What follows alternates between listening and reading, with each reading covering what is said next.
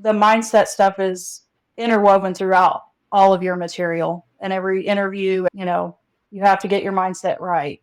And that was the big missing piece for me over and above technique. So that really helped. And then the audio notes were a big deal for me because you absorb that whether you realize it or not, if you just listen to it over and over again. Yeah, those were the biggest things that made a difference in teaching me how to study and not just, what to study is the biggest deal that changed it for me.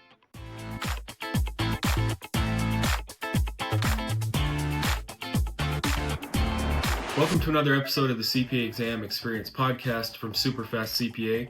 I'm Nate, and in today's interview, you're going to hear us talk with Christina. So we've talked about mindset type stuff before in some of the other interviews, but there is a lot of unique things in this interview with Christina that we've never really covered before. And I'll leave it up to Christina to kind of tell her own story.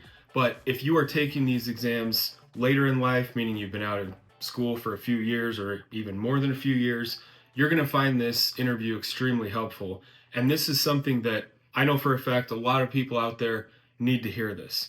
There's this gap between wanting to study and pass these exams and then the realities of, life when you're 25 or 30 years old. There is this thing that you have to figure out in between those two to make the passing and the studying every day even possible. And that is kind of what Christina talks a lot about, which we've never talked much about on any of these other interviews. So before we get into the interview, I just got to mention our free study training webinar. These webinars are an hour long, and it's 1 hour that you can invest for free that will literally save you months and months of time and frustration from trying to figure this stuff out on your own through trial and error. The main idea behind these webinars is that there are 5 or 6 key strategies that if you make all 5 or 6 of these things part of your daily and weekly process, it is honestly hard to go wrong. And unfortunately, with the traditional way of studying for the CPA exams, there's pretty much 0 of these core things as part of that process. So you'll find this webinar extremely helpful. And if you're wondering where to start with SuperfastCPA or with the study process in general for that matter, this webinar will answer all those questions for you. So the link to those trainings will be down in the description of this video or the podcast episode description. And with that out of the way, let's get into the interview with Christina. Have you listened to any of these other interviews? You kind of know how these go? Yes, I think I've listened to almost all of them. Yeah, it'll be like that, basically. So yeah, let's just go back to the beginning for you. Like, what got you into accounting originally, and then what made you decide you wanted to do the CPA? Well, I pretty much knew from my first accounting class in high school that that's what I wanted to do. I didn't necessarily know about the CPA license, back then, but I've always worked in some kind of bookkeeping.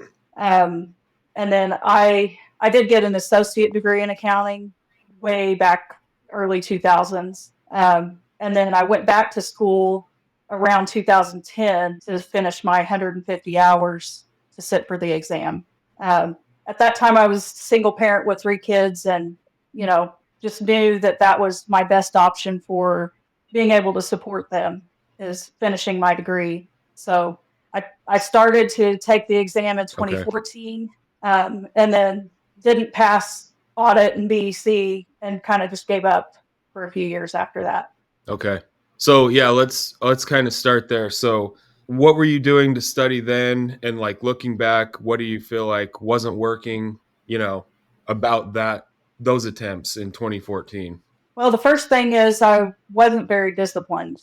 I had gotten used to, doing school online and, I could cram and pass exams at the last minute because I had to. Yeah. And then my boss purchased Wiley for me. And I, being a good accountant, I wanted to check all the boxes that I had accomplished that lesson for the day. So in the beginning, I was the trap I fell into. I didn't really know that there were other ways to study for it when I first started trying to pass it again. And I did not retain what I was learning. Yeah. So I think, Matt, actually, I think we were probably studying around the same time because I passed in 2013, 2014. But anyway, and I was using Wiley. Yeah. But my dashboard was like a train wreck because I didn't care about getting it all green or Yeah, anyways. So yeah, that's a very common thing to hear, whether it's like Wiley or Surgeon or Becker. I get why the review courses have that dashboard and your progress tracker built in, right, but it's very arbitrary. You could press play on the video, walk away, and not even watch it, and come back, and it right, would Yeah. check off that got this percentage. Anyway, right. so okay, so that's in 2014. So you took 2 exams and failed them, and then what happened? Then you just decided this isn't the time for me, or Well, what caused the gap in studying? the gap was really several years of some pretty intense life events that happened. We lost several people that we were close to. So two of them were in a very Mm, violent, unexpected way. So I had a lot of grief. My kids had a lot of grief that we were dealing with, which caused a lot of my autoimmune issues to flare up. I was still working full time for accounting firms, during that whole period. And I would switch jobs because they would say, well, we'll give you time to study at work. And immediately my schedule would fill up with, you know, client work. And I just could not study at work because of the mhm, workload. So I just never could Mhm. figure out a way to study at home that was efficient and effective. So I really just gave up and got some help for the grief and started working on my health issues because I knew that I couldn't commit to the CPA exam the way I needed to until I was past that. So around 2019 is when I started feeling Yeah. like, okay, maybe I could do this again. I Yeah. mean, stuff like that, the CPA pretty quickly is not that important, Right. So, And that kind of shows, and I do think that's an important thing to talk about. Maybe don't talk about it very much on the podcast, as far as like, because we're always like, go go go, you got to do it no matter what. Right. But there are definitely things that happen in life that are just a really big deal, Right. and it is important to be in a place where you can dedicate to the CPA exam. And if you're not quite in a place to Right. do that, then that's understandable. So I think that's an important note that you had there. So around 2019, you get there, like you're like, I think I can kind of get into this. Did you discover Superfast CPA around then, or what was your journey from then on, from 2019 until now? Well, let me look at my notes here. In November of 2020, I passed reg, which I work in tax a lot. So, I think okay. I just had enough base knowledge of reg to pass it doing it the old way. And then in November, I took audit again and got a 72. And it was at that point that I was like, okay, this is not going to work because I'd failed audit twice at that point, once in 2014 and then that year. So I think I started, doing what most people do, searching up YouTube videos on how do I study better. And came across your channel. Yeah. And I did listen to the webinar, but then COVID happened. So that kind of Mhm. derailed my studying because I work in a very small firm and we just had so much work that year. Um, I think a lot of accountants experienced an increase in their workload, in 2020 and 2021, especially. So in November of that year, I knew about your method, but I really didn't apply it the way I should. I was just kind of halfway doing your method and then going back and forth to my old way of studying, which was, trying to go through the whole module. And I failed audit again with a 74. So that was Mm, very Oh, discouraging. And then I had a yeah. grandson that was yeah. born in December of that year. So I took a whole year off and just, okay, I need to spend some time Mhm. with my family and, you know, really connect with my grandson and got through tax season. Um, and then I also found Atomic Habits around that time. It seems like you It's one of base a lot Nate's of your favorite methods off books. of that book was life changing Mm, because I really started working on my mindset yeah. because before that I wanted the CPA license, but I resented having to study. I looked at it like this is a chore. This is I something got you. you know, I don't want to do this, but I have to. So I did a lot of work on changing my habits, changing my mindset to this is something I get to do. I'm excited about studying. You know, I can do it. I'm going to make the time and set up my life to be able to do it. So really, the end of 2022 is when I started doing a lot of that work as far as mindset. And then 2023, during that tax season, I was working on a plan. And then at the end of tax season, I took a trip to go see family. And June 1st, I started studying. That whole tax season, I decided I'm going to get up at 4 o'clock because studying at home does not work for me. I have a little bit of ADD. It's too distracting at home. So I got up at 4 o'clock every morning, got to work, and the first 2 hours of my day before anybody even got to the office, that's when I would study. So that's how I started getting back into taking the exams in 23. That's exactly what I had to do. I was diagnosed with ADHD 2022, the end of 2022. And I started learning a lot more about like, this is how I really learn and things like that because of that. And I had to do the same thing where I had to go into work and at work because I just couldn't do it at home. It's going to get distracted by my kids or by my wife or homework or something. But being able to go into that quiet office space, because I had a key, maybe not everybody has a key to their office, but I had a key, so I could just go in. So that's awesome that you were able to do that. So you were there before anybody showed up. You were already done with your studying for the day before you even started work. So that's awesome. I was going to say, I have about a 45-minute commute to work. So I also used I-75's videos when I started back in 23 because I could understand the way he explained it, made sense to me. And the Wiley videos, I just would check out. I could not get through a whole video. My brain would be thinking about something else. So my strategy was on the way to work, I would listen to whatever that day's videos were.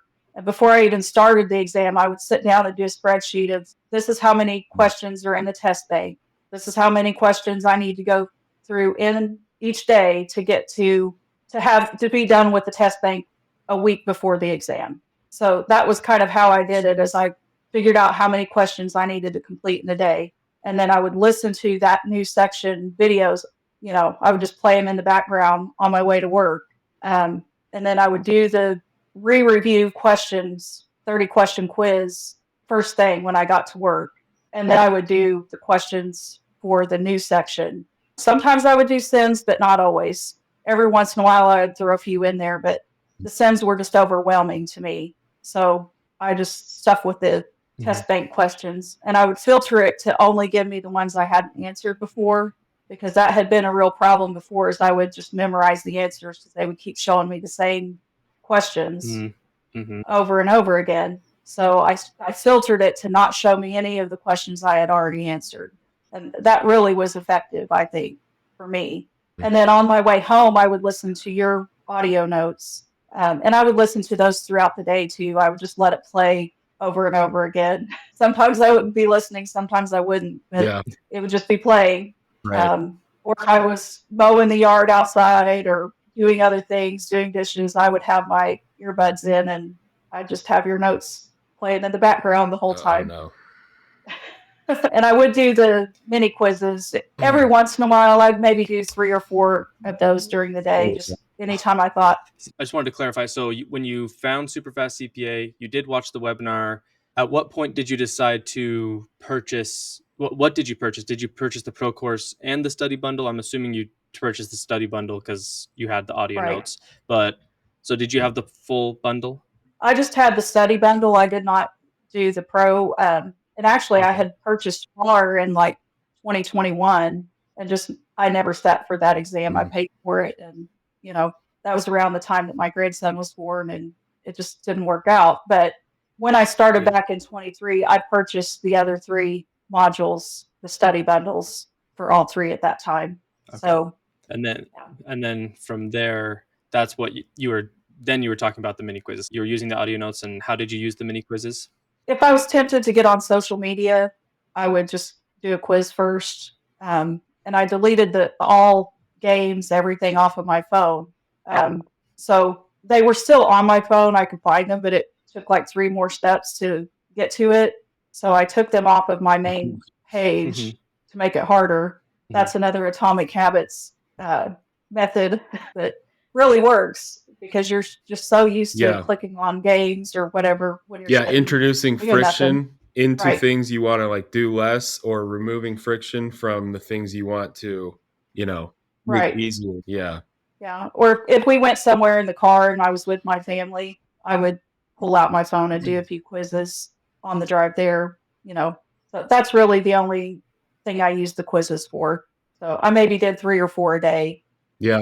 Yeah. I mean, but even that, it's like each time throughout the day that you kind of run this stuff across your brain, it's just much more impactful than just one study session in the morning and then you don't look at CPA stuff again until the next day. Right. Just makes a big difference. It's that whole retrieval learning. What do they call it? Like spaced repetition. Right.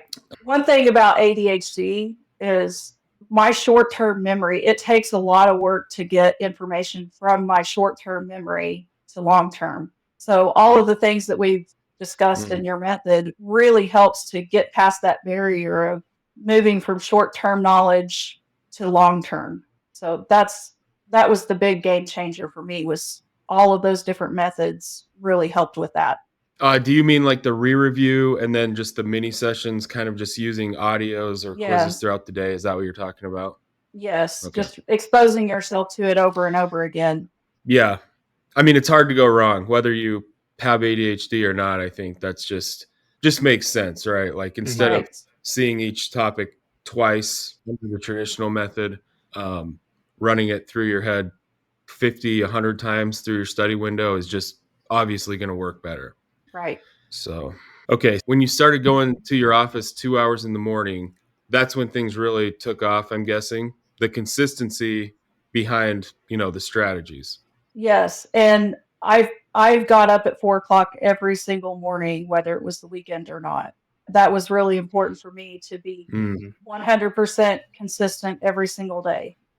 Which there were a few times I didn't get a full 2 hours of study in, but almost every day I would do the same thing every day. Yeah.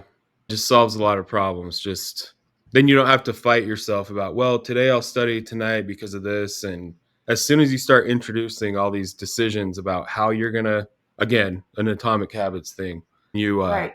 when you have to make decisions based on taking the steps towards like a goal, it just gets less and less likely. Right. So I guess you described what the 2 hours consisted of. You would do the 30 re-review questions first, then kind of the planting the seeds or the like your new questions for the day on the new topic.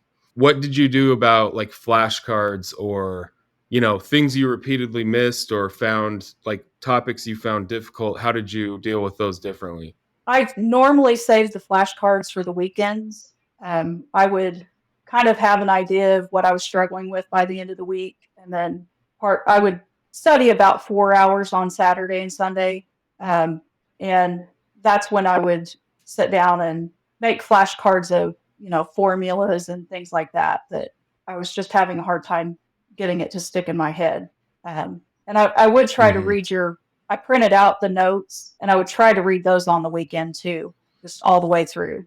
So those were really the only two things I did different on the weekends. Okay. What I found is once I got in the habit of getting up at the same time every day and getting into the habit of studying during the week, it wasn't as hard to study from home on the weekends because that was just my routine.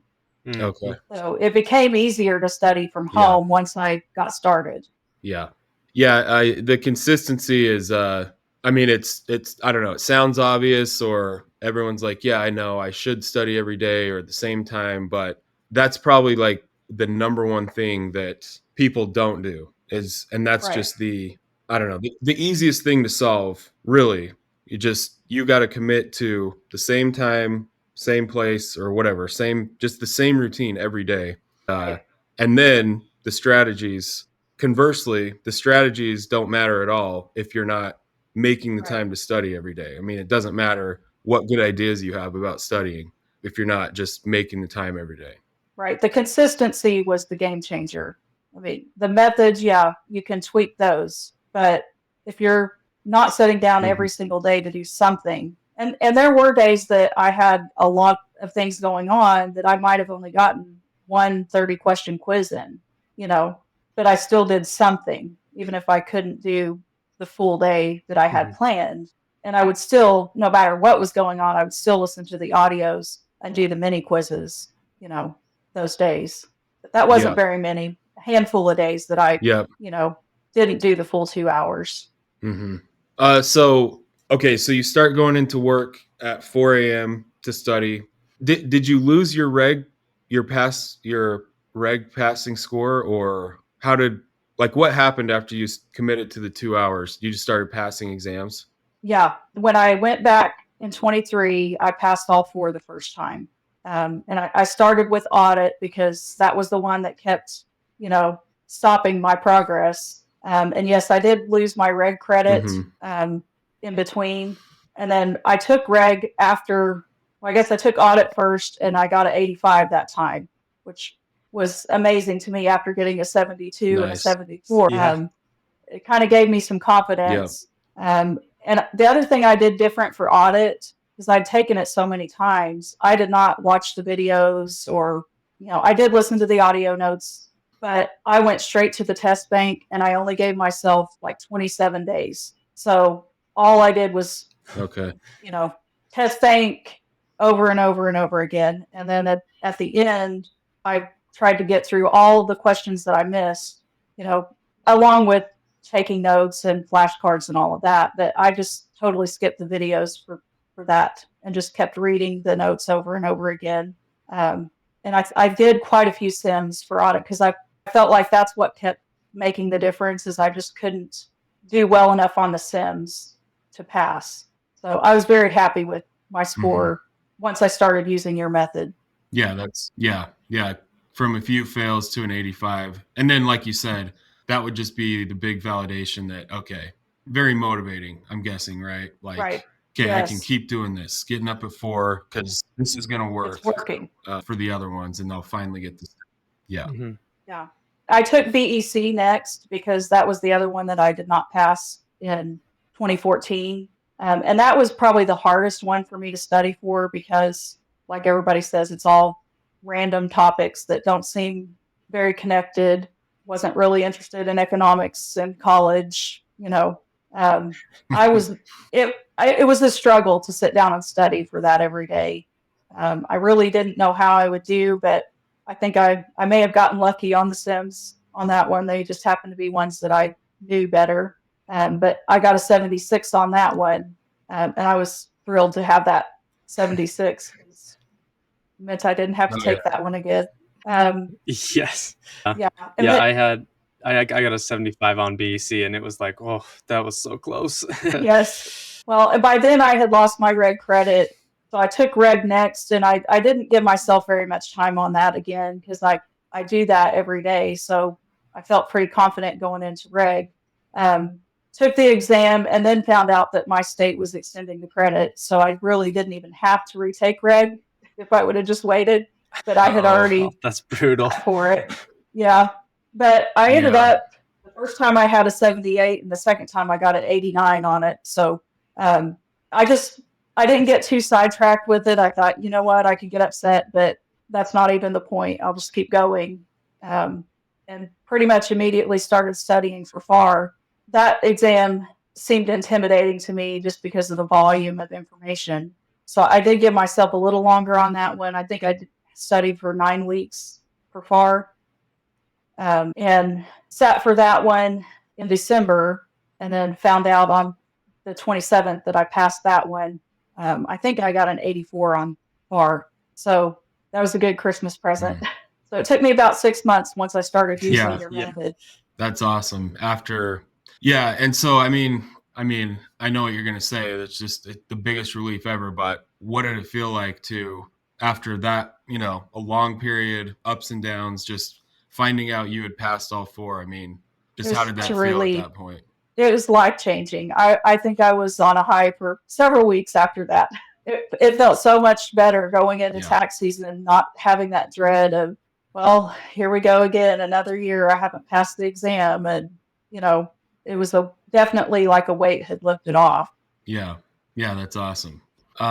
Did you, did you go on a trip or reward yourself with anything? Not really. We just had a lot going on. Haven't been able to take trips. I did make my husband take me out and get a margarita after I passed. That was really the only thing I splurged on. But Best um, margarita ever. Just with that it feeling, was. of Yeah. being done, and then just Yeah, I'm a pretty conservative person. I don't normally do that. So I was like, I have earned this drink.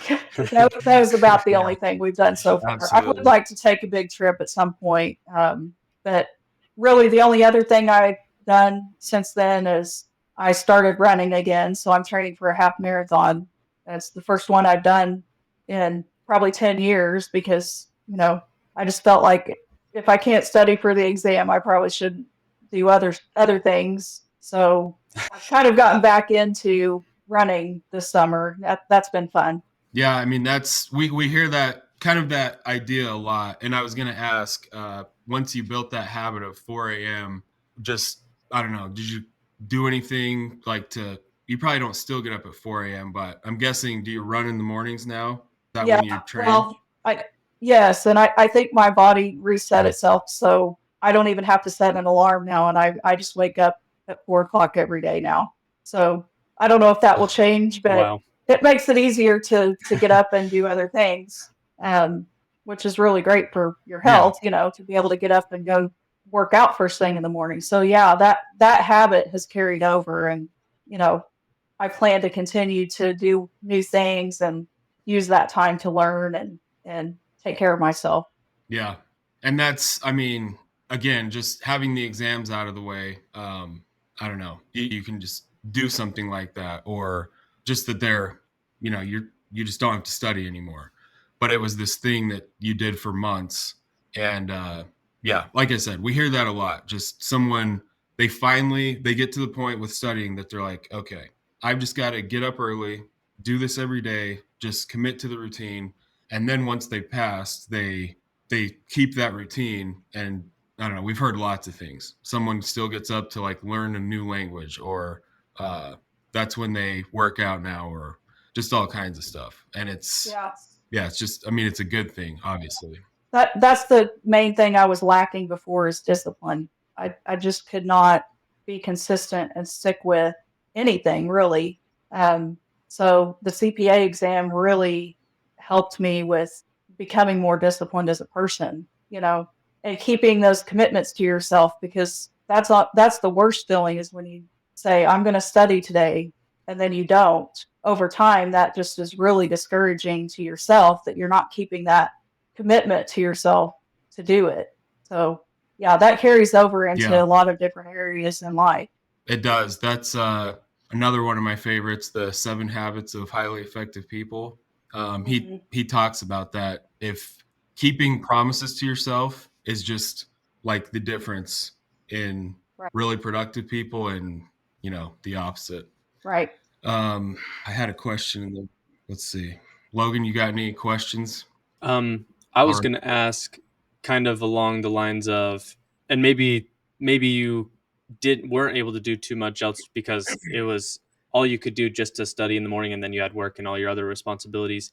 Was there, what did having this consistency allow you to do or have in your life that you weren't able to do before? Well, as long as I got my Like, studying after work and done, stuff like that. right. I really didn't change much in the evenings. I got my studying done, and as long as I was done, if I had something I needed to do, I just did it, whether it was, you know, running errands or hanging out with people. I didn't feel guilty if I, you know, didn't study at night because I knew I already had everything that I had committed to do done Hmm. during the day. That was a big difference from before. I would And did studying your every family Sunday. notice a difference?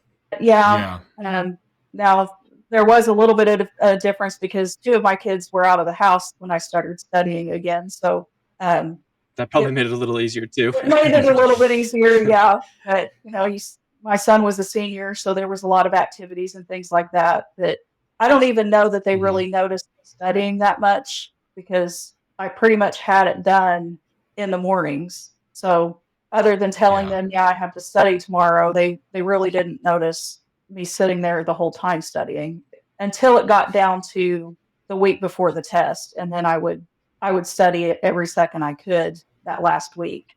You mentioned you've listened to almost all these podcasts. Like, when did you listen to those? That's what I would do in the evenings a lot of times because my brain was just ready to shut off. I couldn't study anymore. Yeah. I didn't want to get into the habit of like watching TV every night or, I wanted to keep those kind of things to a minimum. So if I just couldn't take any more information in, I would go and listen to podcasts. And it was just very encouraging. And you pick up little things here and there that people have done that was very helpful. But mostly just to stay motivated. And I would just do that, a few evenings a week once my brain was full. Gotcha. Yeah, that makes sense. Okay, so I remembered my question. So when you started getting up at 4 a.m., how long was it? Like, how long was it a huge struggle to just force yourself to get up at 4 a.m. and then to where you just got used to it? Was that like 2 weeks, 3 weeks? Probably 2 weeks, but I had started way before I started studying because that whole tax season, I decided I'm going to start this during tax season so that my body's already used to doing this. So during tax season, I was doing that same thing. I would get to the office, 2 hours earlier than everyone else, and I would have a lot of stuff done before anyone else had even got there. So when it came time to start studying for the exam, I didn't want it to have to get past that habit formation. So I really did that for about 4 months before I started studying, to get in the habit. And I think that really helped because I didn't have to get past that hurdle of completely changing how I do everything. I kind of stepped into it. Yeah. But when I did start studying, it took a couple of weeks to get used to, okay, I'm here studying now, not working on tax returns or, client work that first 2 hours. I mean, so we just kind of get that question a lot. Well, not a lot, but a decent amount of people listen to our webinar and like, I can't even, like, I'm not a morning person. We hear that constantly. I'm not a morning person. And then from these podcasts, we've had a lot of converts, people that are like, well, I always thought I wasn't a morning person until I just committed to studying early in the morning. And now, kind of like you said, I love getting up early now. So anyways, any specific things you did? Like, did you aim to be in bed were you rigid about what time you went to bed? Or was it more just brute force, what happened the night before, making sure you woke up at 4 a.m.? I generally would try to be in bed by 9:30. I don't sleep well normally anyway, so that was one of the things that I really tried to work on before I even started back in 2023. I really worked on improving my sleep because you can't answer complex questions if you're fatigued and, so I made sure I had good rest. Even if it meant I went to bed at 8 o'clock the night before because I was tired. I felt like it was more productive to stop the studying in the evening and go to bed.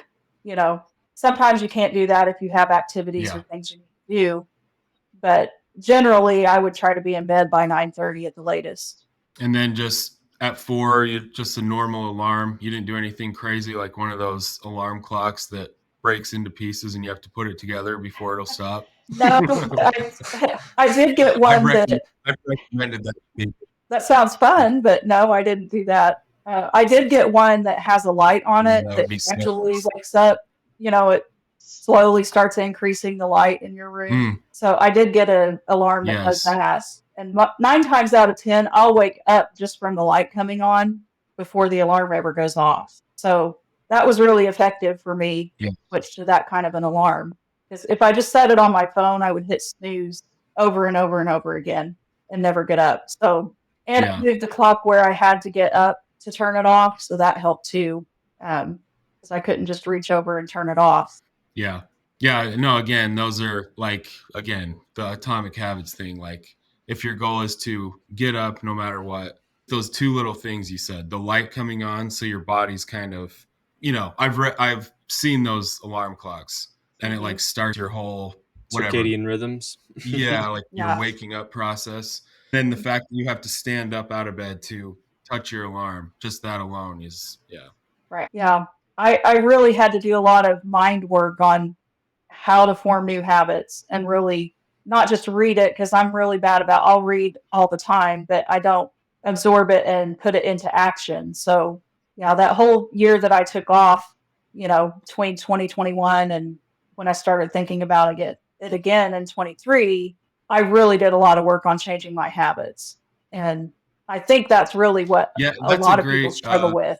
yeah, exactly. That's what I was going to say. That's a really good point in general, that just working on yourself to even be in a place to, cuz what you described is pretty rigorous. You work full Right. time, everyone works full time, and everyone's tired just from working full time. So, Right. introducing this 2-hour thing in the morning on top of working, yeah, you did all this work to just get yourself to a place where you could do that, and that's a really good point. I mean, that's kind of like a prerequisite to really doing this the way that it needs to be done. Yeah. Right. Yeah, I think this will be really good for a lot of people to Mhm. hear. That's really an angle that I don't think on any other interview really talked about, but that's just Right. really good info, or just a really good insight. Yeah, you have to get yourself and your, I don't know, baseline or discipline to a place where this is even possible. Right. And it never was before because it Um, was a nice idea, but it wasn't my main focus. So if you're Mhm. still in the place of I'd like to do this, this would be nice, you're probably not going to be successful until you get to the point where you commit to it and say, this is my life for the next 6 months and, make that the priority. Not to the exclusion of your family, yes. other That's pretty commitments, much, but yeah. you have to get yourself Mhm. there where That's pretty that's much your what Nate focus. talks about. Yeah. I've run a couple of Yes, exactly. marathons years ago. Nate, I mean, Same that's mindset. It's a commitment and you yeah. have to follow Mhm. through or you're not going to get to the end. Right. Yeah, I mean, you pretty much just described one of the main points of the pro course, and that's pretty cool because you didn't even have the pro course. Nate talks about in the pro course difference of want, like, just like, oh yeah, I kind of want this, like, Hmm. or like, and being committed, like I'm going Right. to make this happen, going to do whatever it takes. There is a big difference in that mindset, so it's pretty cool that you kind of figured that out on your own without the pro course. Yeah. Yeah. Yeah, the It's wishful very true. thinking versus like the all-in commitment. Just like you don't have to study all day 24/7, but you make this you kind of just pin your day around making this happen, when you go to Right. bed, when you wake up, the 2 hours in the morning, the mini sessions throughout the day. And if you do that, you're free in the evenings, but you've nailed it Right. for the day. But yeah, it's just that routine. Exactly. Let's see. So we kind of talked about did we talk about flashcards? We do A little we bit. a little bit. I did make them along the way, but I really didn't review flashcards. And I do better with paper, things on paper. So I did not do electronic flashcards. I hand wrote my cards. But I really didn't look at them again until the very end when I was starting to review for the exam. Oh, okay. And then your final review, you said you would just save a week. Is that how you did a final review? Yeah, I tried to have all of the main studying done a week before, and then I would take 2 or 3 days and I don't know that I've heard of anybody else doing this, but like I would take your study notes and retype it into a Word document in an outline form to where it was like, Hmm. very quick and easy to just get through the outline versus trying to read the Okay. entire notes. So I would type that up and just by typing it up, it helped solidify the information that I'd already been re-reviewing the whole time. But sometimes I would see things and go, "Oh yeah, I forgot Yeah.